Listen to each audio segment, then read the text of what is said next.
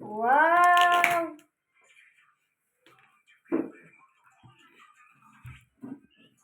ওরা এটা এরকমই থাকবে, একটু এরকম ঢালো ঢালো নিয়ে ঢালো।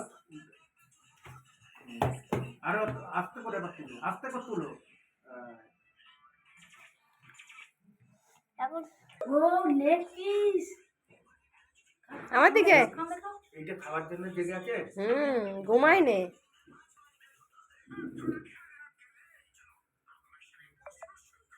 কেমন খেতে কখনো খাইনি দাদা।